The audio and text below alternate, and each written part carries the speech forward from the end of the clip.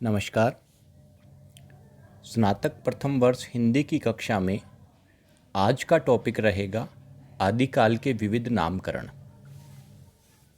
हिंदी साहित्य के इतिहास में हिंदी साहित्य की लगभग 1000 वर्षों की यात्रा को अलग अलग कालखंडों में विभाजित किया गया और उनके अलग अलग नाम तय किए गए। कुछ नाम सर्वमान्य रहे, कुछ नामों के ऊपर मतभेद रहा। आदिकाल ऐसा ही नाम है जिसके ऊपर सर्वाधिक मतभेद साहित्य के इतिहासकारों में बना रहा। तो आदिकाल के प्रमुख नाम वीरगाथा काल, चारण काल, बीजवपन काल, अपभ्रंश काल और सिद्ध सामंत युग। इनके अलावा भी अनेक नाम आदिकाल के रहे। इन सब नामों का विवेचन करते हुए इनमें से जो नाम सबसे अधिक प्रसिद्ध हुआ उसके कारणों की व्याख्या आज के इस व्याख्यान में की जाएगी। सबसे पहले बात करते हैं हम वीरगाथा काल नाम पर। आचार्य रामचंद्र शुक्ल ने इस युग के 12 ग्रंथों के आधार पर इस युग का नामकरण वीरगाथा काल किया। शुक्ल जी का ये मानना था कि इस युग की अधिकतर रचनाओं में वीर रस की प्रधानता है। उनमें युद्धों का वर्णन है और वीरों की नायकों की गाथाएं हैं। इसलिए इस काल को वीरगाथा काल कहा जाना उचित होगा। आचार्य रामचंद्र शुक्ल ने जिन 12 ग्रंथों को आधार बनाया उनमें पृथ्वीराज रासो, बिसलदेव रासो, परमाल रासो, खुमान रासो, विजयपाल रासो, हमीर रासो, जय मयंक जस चंद्रिका, जयचंद्र प्रकाश, अमीर खुसरो की पहेलियाँ, कीर्तिलता, कीर्ति पताका और पदावली है।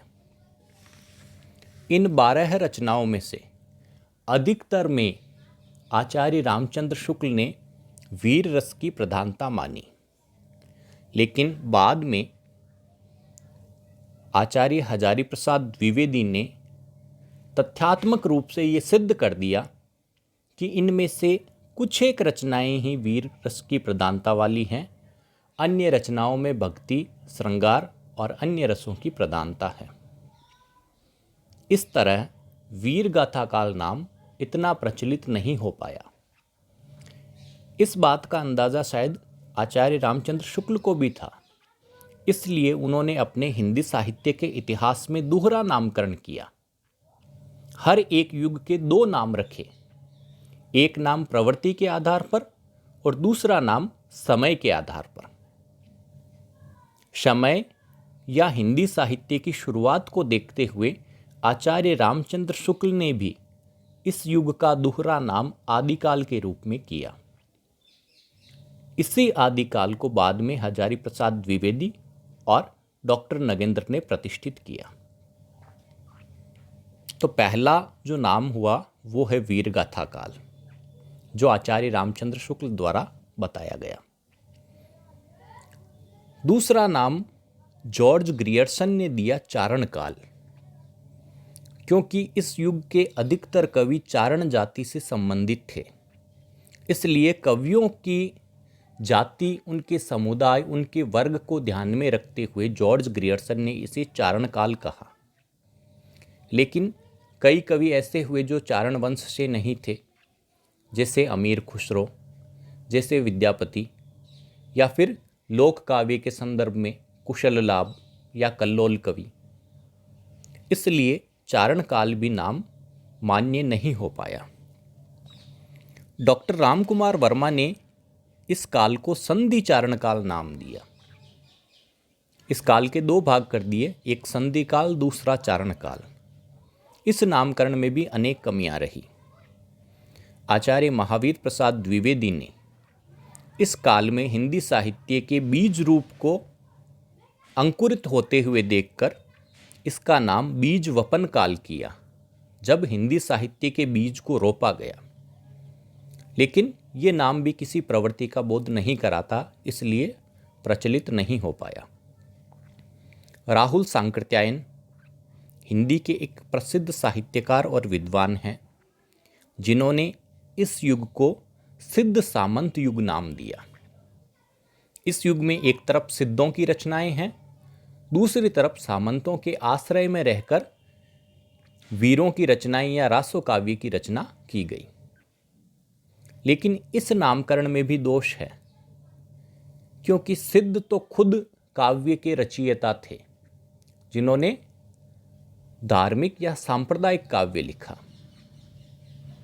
वहीं सामंतों ने खुद काव्य की रचना नहीं की, बल्कि उनके आश्रय में रहकर उनके दरबारी कवियों ने काव्य की रचना की। वे कवि चाहे चारण कवि हों या फिर अमीर खुसरो और विद्यापति जैसे अन्य कवि हों। इसलिए सिद्ध सामंत युग नाम भी प्रचलित नहीं हो पाया।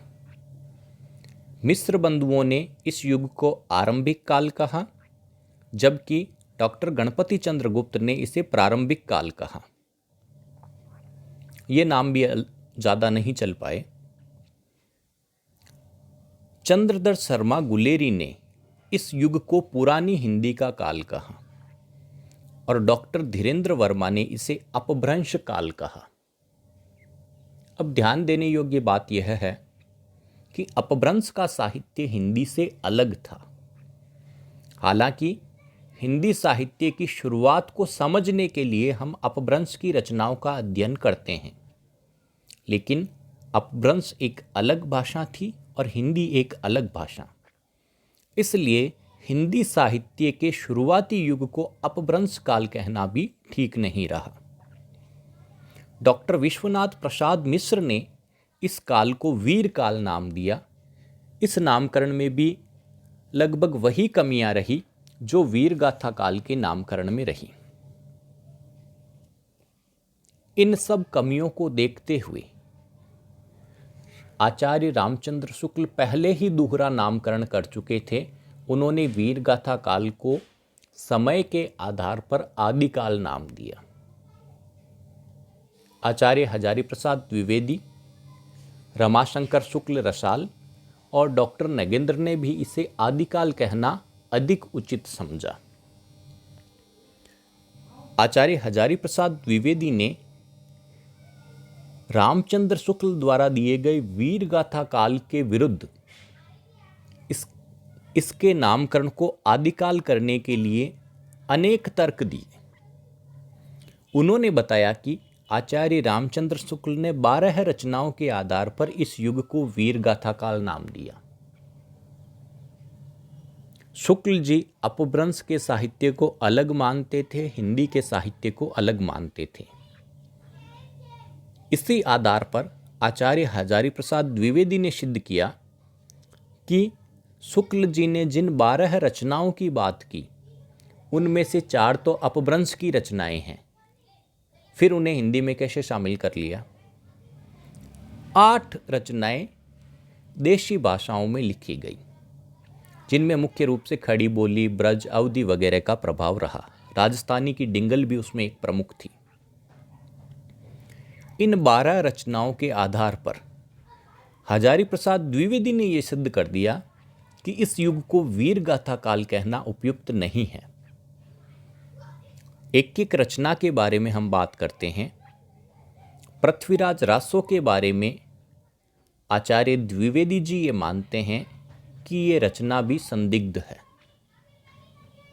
इसका कोई प्रमाण नहीं कि ये रचना उसी युग में लिखी गई या बाद में लिखी गई।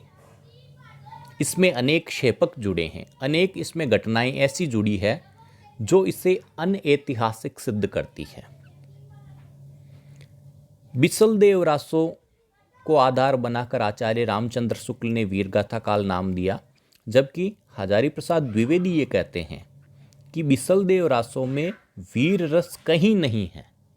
ये मूलतः श्रृंगार रस का विरह काव्य है। परमाल रासो का स्वरूप भी बहुत अधिक परिवर्तित हो चुका था। खुमान रासो परवर्ती रचना सिद्ध हो चुकी है। विजयपाल रासो और हम्मीर रासो अपभ्रंश की रचनाएं हैं। जय मयंक जस चंद्रिका और जयचंद्र प्रकाश, ये दोनों रचनाएं अनुपलब्ध है। आचार्य हजारी प्रसाद द्विवेदी ने इन रचनाओं को नोटिस मात्र माना क्योंकि इनका उल्लेख दयाल दास की रचना राठौड़ारी ख्यात में मिलता है। इनका सिर्फ उल्लेख मिलता है, मूल रचनाएं कभी नहीं मिल पाई। अमीर खुसरो की पहेलियां लौकिक काव्य हैं। इनमें वीर रसात्मकता का अंश कहीं नहीं है। कीर्तिलता और कीर्ति पताका परवर्ती अपभ्रंश या अवहट्ट की रचनाएं हैं, जिन्हें शुक्ल जी खुद हिंदी से अलग मानते थे। और विद्यापति की रचना पदावली श्रृंगार और भक्ति से संबंधित है। इस तरह आचार्य हजारी प्रसाद द्विवेदी ने यह सिद्ध किया कि वीर गाथा काल नाम इस युग का उपयुक्त नहीं होगा। इसलिए उन्होंने साहित्य के भाव, भाषा, शैली आदि तमाम तत्वों का शुरुआती या आदि रूप देखते हुए इसे आदिकाल के नाम से संबोधित किया। आदि का अर्थ अपने आप में शुरुआती रूप है। जैसे मानव का शुरुआती रूप आदि मानव था, उसी तरह हिंदी काव्य का, हिंदी साहित्य का शुरुआती रूप भी आदिकाल है। क्योंकि इस युग में किसी एक प्रवृत्ति की प्रधानता नहीं थी और इसी कारण से आदिकाल नाम से संपूर्ण प्रवृत्तियों के प्रारंभिक रूप का बोध होता है। इस युग में भाषा का भी आदि रूप, शुरुआती रूप देखने को मिलता है, जो अवहट्ट, डिंगल, मैथिली और खड़ी बोली के रूप में सामने आया। आदिकाल के नाम से विविध आपत्तियों का निस्तारण भी हो जाता है और इस युग में रचे गए साहित्य की व्यापक पृष्ठभूमि का बोध भी होता है। अतः सर्वमान्य रूप से हिंदी साहित्य के इस युग को, जो संवत 1050 से संवत 1375 तक रहा, यह हिंदी साहित्य का पहला काल आदिकाल के नाम से ही जाना गया। आदिकाल की परिस्थितियों और पृष्ठभूमि के बारे में हम अगले वीडियो में चर्चा करेंगे।